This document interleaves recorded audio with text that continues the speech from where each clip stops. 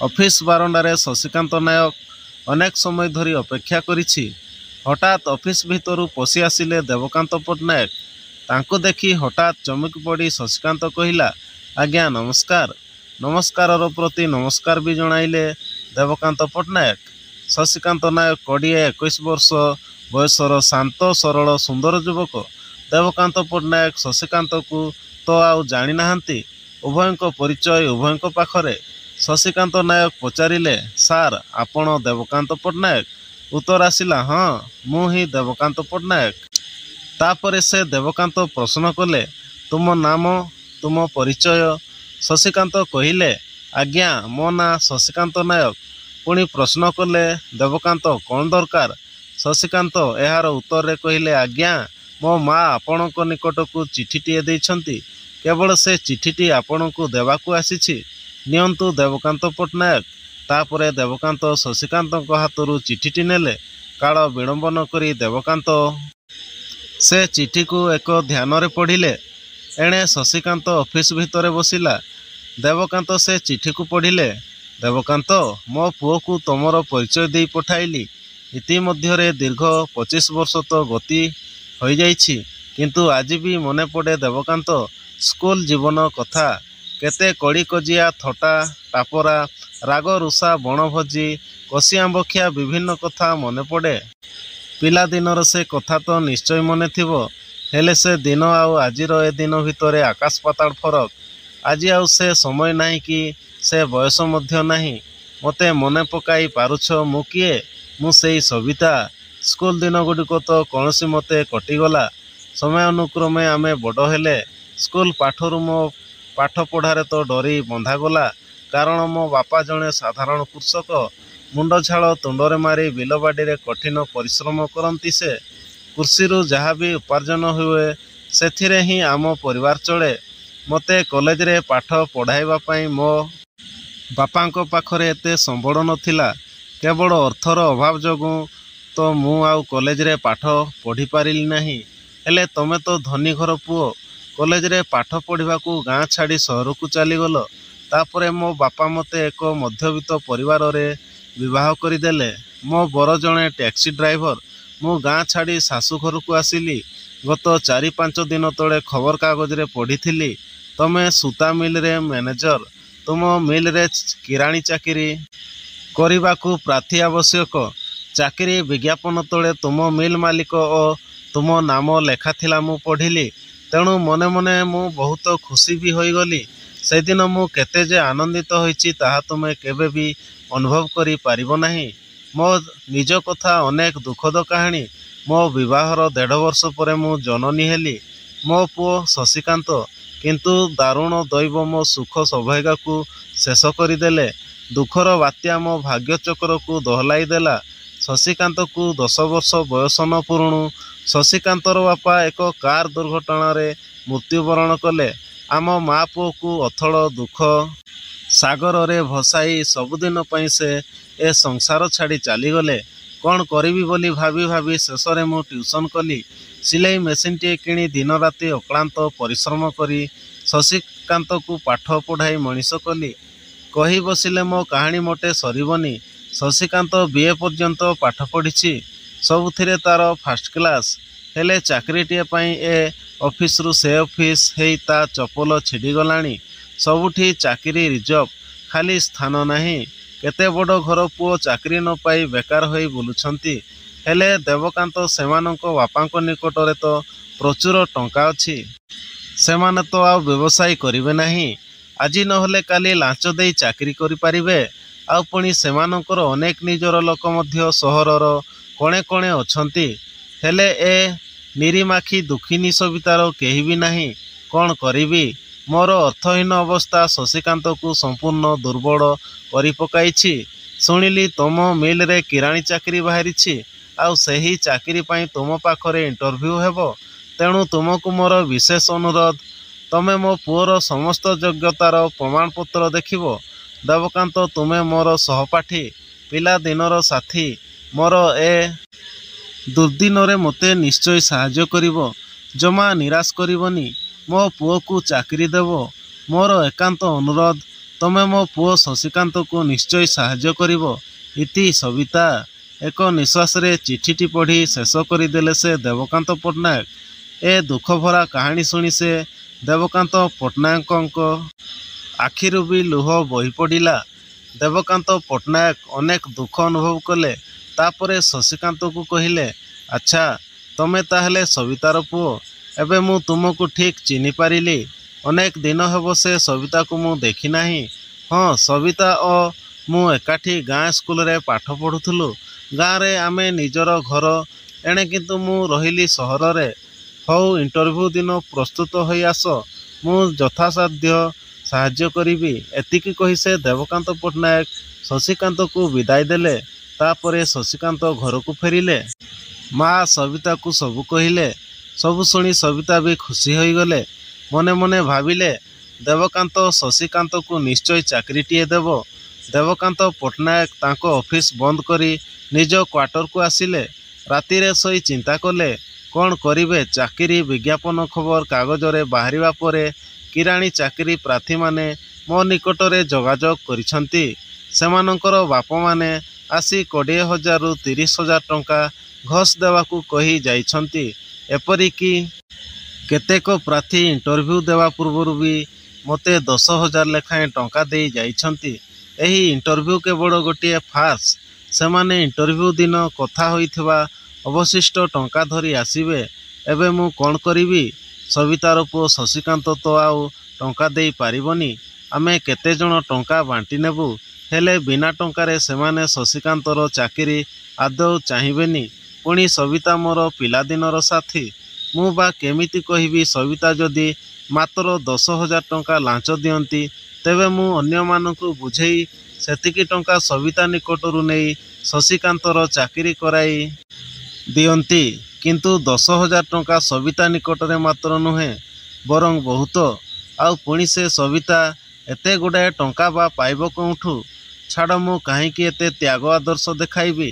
ଆଦର୍ଶ ଦେଖାଇ ଏ ସମାଜରେ କେହି ବ୍ୟକ୍ତି ବି ନିଜର ଅର୍ଥନୈତିକ ଅବସ୍ଥାକୁ ଆଦୌ ମଜବୁତ କରିପାରି ନାହିଁ। ଏମିତି ଅନେକ କଥା ଚିନ୍ତା କରି ସୂତା ମିଲ୍ ମ୍ୟାନେଜର ଦେବକାନ୍ତ ପଟ୍ଟନାୟକ ଶେଷରେ ଶୋଇପଡ଼ିଲେ। କିଛି ଦିନ ଗଲା। ଇଣ୍ଟରଭ୍ୟୁ ଦିନ ବି ଆସି ପହଞ୍ଚିଲା। କିରାଣୀ ଚାକିରି ପ୍ରାର୍ଥୀମାନେ ଯଥା ସମୟରେ ଆସି ପହଞ୍ଚିଗଲେ। ଶଶିକାନ୍ତ ନାୟକ ମଧ୍ୟ ଆସିଥିଲା। ଅନ୍ୟମାନେ ଲାଞ୍ଚ ଦେବାକୁ ଟଙ୍କା ଆଣିଥିଲେ। କିନ୍ତୁ ଗରିବ ଯୁବକ ଶଶିକାନ୍ତ ଟଙ୍କା ବା କେଉଁଠୁ ଆଣିବ? ତାପରେ ଶଶିକାନ୍ତ ତ ଜାଣେନା ଲାଞ୍ଚ ଦେଲେ ଚାକିରି ହୁଏ। ଏ ଇଣ୍ଟରଭ୍ୟୁର ମାନେ କିଛି ବି ନାହିଁ। ଯେଉଁ ପ୍ରାର୍ଥୀମାନେ ଟଙ୍କା ଲାଞ୍ଚ ଦେଲେ ସେମାନଙ୍କ ଚାକିରି ହେଲା। ଆଉ ଯେଉଁମାନେ ଟଙ୍କା ଦେଇ ନ ପାରିଲେ ସେମାନେ ଇଣ୍ଟରଭ୍ୟୁରେ ପାସ୍ କରିଥିଲେ ବି ଫେଲ୍ ବୋଲି ପ୍ରମାଣିତ ହେଲେ। ସେମାନଙ୍କ ମଧ୍ୟରୁ ଏ ଶଶିକାନ୍ତ ନାୟକ ଜଣେ। ଇଣ୍ଟରଭ୍ୟୁ ସରିଲା। ଶଶିକାନ୍ତ ନାୟକ ଇଣ୍ଟରଭ୍ୟୁରେ ପାସ୍ କରିଛନ୍ତି, କିନ୍ତୁ ଟଙ୍କା ଲାଞ୍ଚ ଦେଇପାରି ନଥିବାରୁ ଫେଲ୍ ବୋଲି ପ୍ରମାଣିତ ହେଲେ। ଦେବକାନ୍ତ ପଟ୍ଟନାୟକ ଶଶିକାନ୍ତକୁ କହିଲେ, ତୁମେ ଯାଅ, ତୁମ ପାଖକୁ ଚିଠି ଯିବ। ତାପରେ ଦେବକାନ୍ତ ପଟ୍ଟନାୟକ ପୁଣି କହିଲେ, ଶଶିକାନ୍ତ, ତୁମେ ଅଫିସରମାନଙ୍କ ଖର୍ଚ୍ଚ ପାଇଁ ଯଦି 5-10 ହଜାର ଟଙ୍କା ଦେଇଥାନ୍ତ, ତେବେ ମୁଁ କୁହାବୁଲା କରି ତୁମ ଚାକିରିର ବନ୍ଦୋବସ୍ତ ନିଶ୍ଚୟ କରିପାରିଥାନ୍ତି। ଶଶିକାନ୍ତ ନାୟକ ଦେବକାନ୍ତ ପଟ୍ଟନାୟକଙ୍କ ମୁହଁରୁ ଏପରି କଥା ଶୁଣି ସବୁକିଛି ବୁଝିପାରିଲା। ପ୍ରାର୍ଥୀମାନେ ଲାଞ୍ଚ ଦେଇ ଚାକିରି କରନ୍ତି। କେତେକ ପ୍ରାର୍ଥୀ ଟଙ୍କା ଧରି ଆସିଥିବାର ସେ ଶଶିକାନ୍ତ ନିଜେ ମଧ୍ୟ ଦେଖିଥିଲା। ସେ ସବୁ ବୁଝିପାରି ଏକାମୁହାଁ ହୋଇ ଘରକୁ ଫେରିଲା। ମା ସବିତାକୁ ସବୁ କଥା ବୁଝେଇ କହିଲା। ତାପରେ ସେ ଶଶିକାନ୍ତ ଭୀଷଣ ଭାବରେ ରାଗିଗଲା। ରାଗ ଜରଜର ହୋଇ ସେ ଶଶିକାନ୍ତ ତା ମାଆକୁ କହିଲା, ମା, ଆଜିକାଲି ଟଙ୍କା ଲାଞ୍ଚ ନ ଦେଲେ ଚାକିରି ହେଉନାହିଁ। ଚାକିରି ପାଇଁ ଘୋଷ ଦେବାର ଆବଶ୍ୟକତା ରହିଛି। କିଏ ମୋତେ ଚାକିରି ଦେବ? ଏ ସମାଜରେ ପାଠର ମର୍ଯ୍ୟାଦା ଆଉ କ'ଣ? ଯଦି ପରିବାରର ଆଭିଜାତ୍ୟ ନାହିଁ, ମହାଜ୍ଞାନୀ ହେଲେ ବି ସବୁ ଅଫିସରେ ତା ପାଇଁ ଚାକିରି ନାହିଁ ବୋଲି କହିବେ। ଅର୍ଥ ସ୍ୱାର୍ଥ ମୋହରେ ମତୁଆଲା ଅଫିସରମାନେ ହେଲେ ଆମର କ'ଣ ବା ଅଛି? ପରିବାରର ଖାନଦାନ ନା ବ୍ୟାଙ୍କରେ ସଞ୍ଚିତ ପ୍ରଚୁର ଟଙ୍କା, ଏସବୁ କିଛି ତ ନାହିଁ। ଏବେ ତୁ କହ, ମା, ମୋତେ ଚାକିରି କେମିତି ମିଳିବ? ଆଜି ଯଦି ମୁଁ ସେ ଦେବକାନ୍ତ ପଟ୍ଟନାୟକଙ୍କୁ ଟଙ୍କା 10,000 ଦେଇଥାନ୍ତି, ତେବେ ମୋର ଚାକିରି ନିଶ୍ଚୟ ହୋଇଥାନ୍ତା। ଏତିକି କହି ସେ ଶଶିକାନ୍ତ ନାୟକ ହଠାତ୍ କାନ୍ଦି ପକାଇଲେ। ମା ସବିତା ଶଶିକାନ୍ତକୁ ବୁଝାଇଲେ, ଧନରେ ମୁଁ ସବୁ ବୁଝିଲି, ଧୈର୍ଯ୍ୟ ଧର, କିଛି ଗୋଟାଏ ବ୍ୟବସ୍ଥା ନିଶ୍ଚୟ କରିବା। ହେଲେ ତୁ ଆଦୌ ବ୍ୟସ୍ତ ହେବୁ ନାହିଁ। ତୋ ପାଖରେ ତୋ ମା ପରା ଅଛି। ମୋ ଆଶୀର୍ବାଦରେ ତୁ ନିଶ୍ଚୟ ମଣିଷ ପରି ମଣିଷଟିଏ ହେବୁ। ଏହାପରେ ସେ ଶଶିକାନ୍ତ ନିଶ୍ଚିନ୍ତ ହୋଇ ରହିଲା।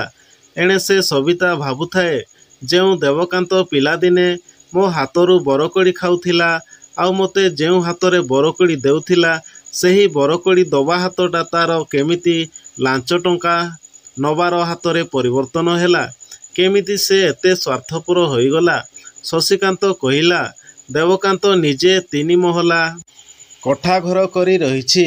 ଗାଡ଼ି ମଟର ସବୁ ସୁଖ ଶାନ୍ତି ତା ପାଖରେ ପୂରି ରହିଛି। ତେବେ ସବିତା ଭାବୁଛି, ତାର ସବୁ ସମ୍ପତ୍ତି ପାପଧନରେ ହିଁ ବଢ଼ିଯାଇଛି। ହଉ, ଠାକୁରେ ଭରସା। ଈଶ୍ୱର ସେ ଦେବକାନ୍ତ ପଟ୍ଟନାୟକଙ୍କୁ ସୁଖରେ ରଖନ୍ତୁ ଆଉ ସବୁଧି ବି ଦିଅନ୍ତୁ। ସବିତା ଠାକୁରଙ୍କ ନିକଟରେ ଏତିକି ବେଦନା କଲା। ସେହି କ୍ଷଣି ଆଖିରୁ ଟପ୍ ଟପ୍ ହୋଇ କେଇ ବୁନ୍ଦା ଲୁହ ବହି ପଡ଼ିଲା ସବିତାର। ତାପରେ ସବିତା କହିଲେ, ନା, ଆଉ ଭାବି ଲୁହ ଗଡ଼େଇ କିଛି ବି ଲାଭ ନାହିଁ। ମଣିଷର ମୂଲ୍ୟାଙ୍କନ ଆଦୌ ସହଜ କଥା ନୁହେଁ। ମଣିଷ ବଞ୍ଚିବାର ପ୍ରଣାଳୀ ଜାଣିଲେ ସିନା ଅନ୍ୟକୁ ଶିକ୍ଷା ଦେବ। ଗୋଟିଏ କୂଳରେ ଲାଗି ମନ ଇଚ୍ଛା ଦମ୍ ନ ନେଲେ ନଦୀ ପାରି ହେବା ମୋଟେ ସମ୍ଭବ ନୁହେଁ। ସବିତା ତାଙ୍କ ପୁଅକୁ ଅସୀମ ଧୈର୍ଯ୍ୟ ଦେଇ ବ୍ୟାଙ୍କରୁ ଋଣ କରି କିଛି ଗୋଟିଏ ସାଧାରଣ ବ୍ୟବସାୟ କରିବାକୁ କହିଲେ। ଶଶିକାନ୍ତ ତ ଅତ୍ୟନ୍ତ ଚତୁର ଓ ବୁଦ୍ଧିମାନ ଯୁବକ। ଶଶିକାନ୍ତ ସେ ଋଣ ପଇସାରେ ଛୋଟ ଧରଣର ଏକ ପରିବା ବ୍ୟବସାୟ କଲା। ଧୀରେ ଧୀରେ ସେ ପରିବା ବ୍ୟବସାୟରୁ ଶଶିକାନ୍ତ ଅନେକ ପଇସା ଉପାର୍ଜନ କଲା। 2-4 ବର୍ଷ ପରେ ଶଶିକାନ୍ତ ପାଖରେ ଅନେକ ପଇସା ହୋଇଗଲା। ତାପରେ ସେ ଶଶିକାନ୍ତ ଏକ ଦିଆସିଲି ଫ୍ୟାକ୍ଟ୍ରି କଲେ ଆଉ ସେଥିରେ ଲାଭବାନ ବି ହେଲେ। ତାପରେ ଧୂପ ତିଆରି କଲେ। ସହରରେ ଜାଗା କିଣି ଖୁବ୍ ବଡ଼ ଧରଣର ଧୂପ ଦିଆସିଲି କାରଖାନା କରି ବିଖ୍ୟାତ ହୋଇଗଲେ। ପରିବା ବ୍ୟବସାୟରୁ ଲାଭ କରି ଶଶିକାନ୍ତ ତାର ସ୍ୱଳ୍ପ ବ୍ୟାଙ୍କ ଋଣ ବହୁ ଆଗରୁ ପରିଶୋଧ କରିଦେଇଥିଲେ। ଶଶିକାନ୍ତ ଦିଆସିଲି କାରଖାନା କରିବା ଗୋଟିଏ ବର୍ଷ ପୂରି ଯାଇଛି। ତେଣୁ ଶଶିକାନ୍ତ ଏକ ବାର୍ଷିକ ଉତ୍ସବର ଆୟୋଜନ କରିଥାନ୍ତି। ସେଥିରେ ଭୋଜନ ସମାରୋହର ଆୟୋଜନ ସହିତ ଭୋଜିର ବ୍ୟବସ୍ଥା ମଧ୍ୟ କରାଯାଇଥାଏ। ତେଣୁ ବହୁ ଲୋକ ନିମନ୍ତ୍ରିତ ହୋଇଛନ୍ତି। ସେଦିନ ସହର ଆନନ୍ଦ କୋଳାହଳରେ ପରିପୂର୍ଣ୍ଣ। ସବିତାର କଥା ଅନୁଯାୟୀ ସୂତା ମିଲ୍ ମ୍ୟାନେଜର ଦେବକାନ୍ତ ପଟ୍ଟନାୟକଙ୍କୁ ମଧ୍ୟ ନିମନ୍ତ୍ରଣ କରାଯାଇଛି। ମାର ଆଦେଶକୁ ଶିରଧାର୍ଯ୍ୟ କରି ଶଶିକାନ୍ତ ଦେବକାନ୍ତ ପଟ୍ଟନାୟକଙ୍କୁ ନିମନ୍ତ୍ରଣ କରିଛନ୍ତି। ଆଉ ସେ ଦେବକାନ୍ତ ପଟ୍ଟନାୟକ ବି ଆସିଛନ୍ତି। ହେଲେ ସେ ଆସିବେ ବୋଲି ସବିତାର ଆଦୌ ବିଶ୍ୱାସ ନଥିଲା। ଦେବକାନ୍ତ ପଟ୍ଟନାୟକଙ୍କୁ ଖୁବ୍ ଖୁସିରେ ହସି ହସି ସବିତା ପାଛୋଟି ନେଇଗଲେ ତାଙ୍କ ଘର ଭିତରକୁ। କିନ୍ତୁ ସେ ଦେବକାନ୍ତ ମୁହଁର ଭାବ ଭାରାକ୍ରାନ୍ତ, ଯେପରି ଜୀବନ ପ୍ରତି ବୀତସ୍ପୃହା। ତାଙ୍କର କରୁଣ ଚାହାଣୀ, ରୁଗ୍ଣ ଶରୀର ଦେଖି ସବିତାର ଦୟା ହୋଇଥିଲା। ତାପରେ ସେ ସବିତାର ହସ ମଉଳିଗଲା। ଦେବକାନ୍ତଙ୍କ ମୁହଁକୁ ଚାହିଁ ସବିତା ପଚାରିଲେ, ଦେବକାନ୍ତ, ତୁମର କ'ଣ ହୋଇଛି? ଆଗ କୁହ ତ। ତା ଛଡ଼ା ତୁମେ ଖୁବ୍ ଅସୁସ୍ଥ ବି ଜଣାପଡ଼ୁଛ। ଏତକ ଶୁଣି ସେ ଦେବକାନ୍ତ ରହି ରହି କହିଲେ, ସବିତା, ସତରେ ମୁଁ ଅସୁସ୍ଥ ହୋଇପଡ଼ିଛି। ମୁଁ ସୂତା ମିଲ୍ ମ୍ୟାନେଜର ଥିଲି, ମାତ୍ର ଏବେ ଆଉ ନାହିଁ। ଏପରି କଥା ଶୁଣି ସବିତା ପଚାରିଲା, କାହିଁକି? ତହୁଁ ସେ ଦେବକାନ୍ତ ପଟ୍ଟନାୟକ କହିଲେ, ଲାଞ୍ଚ ନେଇ ସୂତା ମିଲରେ କିରାଣୀଠାରୁ ଆରମ୍ଭ କରି କାରିଗର ପର୍ଯ୍ୟନ୍ତ ସମସ୍ତଙ୍କୁ ନିଯୁକ୍ତି ଦେଉଥିଲି। ସ୍ୱାର୍ଥ ଓ ଅର୍ଥ ମୋତେ ସେତେବେଳେ ପାଗଳ କରିଦେଇଥିଲା। ଅର୍ଥ ଲୋଭରେ ମୁଁ ମୋର ମାନବିକତା, ଲୋକ ସମ୍ପର୍କ ସବୁକିଛି ତୁଟାଇଛି। ଦିନେ ମୁଁ ତୁମର ପୁଅ ଶଶିକାନ୍ତଙ୍କୁ ସାହାଯ୍ୟ କରିପାରି ନାହିଁ। ତୁମଠାରୁ ଚିଠି ପାଇ ମୁଁ ତା ପ୍ରତି ଟିକିଏ ବି ସହାନୁଭୂତି ଦେଖାଇ ନାହିଁ। ତେଣୁ ଆଜି ମୁଁ ଅତ୍ୟନ୍ତ ଲଜ୍ଜିତ। ତୁମ ସ୍ନେହ, ସହାନୁଭୂତି, ଆଦର ନିକଟରେ ମୁଁ ବନ୍ଧା ପଡ଼ିଛି। ତୁମ ପୁଅ ଆଜି କାରଖାନାର ମାଲିକ। ନିଜ ଶିଙ୍ଗରେ ନିଜେ ମାଟି ଖୋଳି ସେ ମଣିଷ ହୋଇଛି। ମୋର ପାପ ଅର୍ଜିତ ଧନରେ ମୁଁ କୋଠାବାଡ଼ି, ଗାଡ଼ି, ବ୍ୟାଙ୍କ ବାଲାନ୍ସ ସବୁ କରିଥିଲି। କିନ୍ତୁ ଆଜି ମୋର ସେସବୁ କିଛି ବି ନାହିଁ। ଏବେ ବୁଝୁଛି, ଧନ ଯୌବନ କେବେ ବି ଚିରସ୍ଥାୟୀ ନୁହେଁ। ସେଥିରେ ମତୁଆଲା ହୋଇ କୁକର୍ମ କରିବା ମହାପାପ। ମୋ ସ୍ତ୍ରୀ ଏକ ଅଜଣା ରୋଗରେ ସବୁଦିନ ପାଇଁ ଏ ସଂସାର ଛାଡ଼ି ଚାଲିଗଲା। ଆଉ ସେହି ଅଜଣା ରୋଗକୁ ଭଲ କରିବାକୁ ଯାଇ ମୁଁ ମୋର ପାପ ଅର୍ଜିତ ସମସ୍ତ ସଞ୍ଚିତ ଟଙ୍କା ଖର୍ଚ୍ଚ କରିଛି। ଲକ୍ଷ ଲକ୍ଷ ଟଙ୍କା ଖର୍ଚ୍ଚ ହେବା ପରେ ବି ମୋର ସ୍ତ୍ରୀର ସେ ରୋଗ ଆଦୌ ଭଲ ହେଲା ନାହିଁ। ଶେଷରେ ମୋତେ ପର କରି ସବୁଦିନ ପାଇଁ ସଂସାର ଛାଡ଼ି ଚାଲିଗଲେ।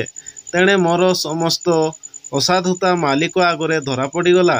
ତାପରେ ମାଲିକ ମୋତେ ମ୍ୟାନେଜର ପଦବୀରୁ ସବୁଦିନ ପାଇଁ ଇସ୍ତଫା ଦେଲେ, ଏପରିକି ଛୁଟି କରିଦେଲେ। ତାପରେ ସ୍ତ୍ରୀର ମୃତ୍ୟୁ ପରେ ରକ୍ତଚାପ ରୋଗ ମୋତେ ପଙ୍ଗୁ କରିଦେଇଛି। ତେଣୁ ଏବେ ମୁଁ ତିଆରି କରିଥିବା କୋଠାଘର ଭଡ଼ା ଦେଇ ଗାଁକୁ ଚାଲି ଆସିଛି। ସବୁ ଶୁଣି ସବିତା ଦେବକାନ୍ତ ପଟ୍ଟନାୟକଙ୍କୁ ସାନ୍ତ୍ୱନା ଦେବାକୁ ଯାଇ କହିଲେ, ଧୈର୍ଯ୍ୟ ଧର, ସବୁକିଛି ଠିକ୍ ହୋଇଯିବ। ତାପରେ ସବିତା ଦେବକାନ୍ତ ପଟ୍ଟନାୟକଙ୍କୁ କହିଲେ, ତାଙ୍କ ପୁଅ ବ୍ୟାଙ୍କରୁ ଋଣ ଆଣି ଛୋଟ ପରିବାର ବ୍ୟବସାୟରୁ କିଭଳି ଆଜି କାରଖାନାର ମାଲିକ ହୋଇପାରିଛି। ଦେବକାନ୍ତ ପଟ୍ଟନାୟକ ସବୁ ଶୁଣି କହିଲେ, ଭଗବାନ ତୁମ ପୁଅକୁ ସହାୟ ହୋଇଛନ୍ତି। ତାପରେ ସେ ସବିତା ଦେବକାନ୍ତ ପଟ୍ଟନାୟକଙ୍କୁ ଖାଇବାକୁ ପିଇବାକୁ ଦେଲେ, ଯଥାଯିତ ସମ୍ମାନ ବି ଦେଲେ। ସେଦିନ ସବିତା ଘରେ ଦେବକାନ୍ତ ପଟ୍ଟନାୟକ ରହିଲେ। ତା ପରଦିନ ସକାଳେ ସବିତା ଦେବକାନ୍ତ ପଟ୍ଟନାୟକଙ୍କୁ କହିଲେ, ଦେବକାନ୍ତ, ତୁମର ଯଦି ଆପତ୍ତି ନଥାଏ ତେବେ ମୁଁ ମୋ ପୁଅକୁ କହିବି ତମେ ମୋ କାରଖାନାରେ ମ୍ୟାନେଜର ରହିବାକୁ। ସବିତା ମୁହଁରୁ ଏକଥା ପଦକ ଶୁଣି ଦେବକାନ୍ତ ପଟ୍ଟନାୟକଙ୍କ ଆଖିରୁ ଆନନ୍ଦାଶ୍ରୁ ଧାର ଧାର ହୋଇ ବହିଗଲା। ତାପରେ ସେ ସବିତା ପୁଣି ଦେବକାନ୍ତ ପଟ୍ଟନାୟକଙ୍କୁ କହିଲେ, ଆସନ୍ତା ମାସରେ ଆମ କାରଖାନାରେ କିଛି ନୂତନ ଶ୍ରମିକ ଆଉ କିଛି କିରାଣୀର ଆବଶ୍ୟକ ରହିଛି। ଖବର କାଗଜରେ ଚାକିରି ବିଜ୍ଞାପନ ବାହାରିବ। ତମେ ଚାକିରି ଦେବ ଯେଉଁମାନେ କେବଳ ଗରିବ ଯୁବକ। ପ୍ରକୃତରେ ଯେଉଁମାନେ ଗରିବ ମୁଁ ନିଜେ ସେମାନଙ୍କୁ ତଦନ୍ତ କରିବି। ବିନା ଲାଞ୍ଚରେ ବିନା ଘୋଷରେ ମୁଁ ଗରିବ ବେକାରୀମାନଙ୍କୁ ହିଁ ଚାକିରି ଦେବି। ଦେବକାନ୍ତ ପଟ୍ଟନାୟକ କହିଲେ, ସବିତା, ମୋର ତୁମଠାରୁ ଏତିକି ଶିକ୍ଷା ପାଇବାର ଅର୍ଥ ମୋତେ ବୋଧହୁଏ ମୋ କଲା କର୍ମର ଶାସ୍ତି ମିଳିଛି। ତାପରେ ଉଭୟେ ହସି ଉଠିଲେ। ତାପରେ ଦେବକାନ୍ତ ପଟ୍ଟନାୟକ କହିଲେ, ସବିତା, ମୁଁ ତୁମଠାରୁ ଅନେକ କିଛି ଶିଖିଲି। ମୋର ତୁମ ମିଲରେ ମ୍ୟାନେଜର ହୋଇ ରହିବାକୁ କୌଣସି ଆପତ୍ତି ନାହିଁ। ସେହି ଦିନଠାରୁ ଦେବକାନ୍ତ ପଟ୍ଟନାୟକ ସେ ଦିଆସିଲି କାରଖାନାର ମ୍ୟାନେଜର ହୋଇ ରହିଲେ। ଶଶୀକାନ୍ତଙ୍କୁ ଦେବକାନ୍ତ କହିଲେ, ମୁଁ ମୋ କୃତ କର୍ମର ଫଳ ଭୋଗ କଲି। ତୁମ ପ୍ରତି ଅତୀତରେ ଯେଉଁ ଅନ୍ୟାୟ କରିଛି ସେଥିପ୍ରତି ଭୀଷଣ ଲଜ୍ଜିତ ଓ ଅନୁତପ୍ତ। କିଛି ଦିନ ଚାଲିଗଲା। ଶଶୀକାନ୍ତର ବିବାହ ହେଲା। ସେଥିରେ ଖୁବ୍ ବଡ଼ ଭୋଜିର ଆୟୋଜନ କରାଯାଇଥିଲା। ଦିନ ଦୁଃଖୀ ସମସ୍ତେ ଭୋଜି ଖାଇ ଶଶୀକାନ୍ତଙ୍କୁ ଧନ୍ୟ ଧନ୍ୟ କହିଲେ। ଦେବକାନ୍ତ ପଟ୍ଟନାୟକ ସବିତାକୁ କହିଲେ, ସବିତା, ତୁମେ ମାନବୀ ନୁହେଁ ଦେବୀ। ବନ୍ଧୁଗଣ, କାହାଣୀଟି ଯଦି ଭଲ ଲାଗିଲା ଚ୍ୟାନେଲକୁ ଲାଇକ୍ ସବସ୍କ୍ରାଇବ୍ କରି ବେଲ୍ ଆଇକନକୁ ନିଶ୍ଚୟ ଦବାଇବେ। ଧନ୍ୟବାଦ।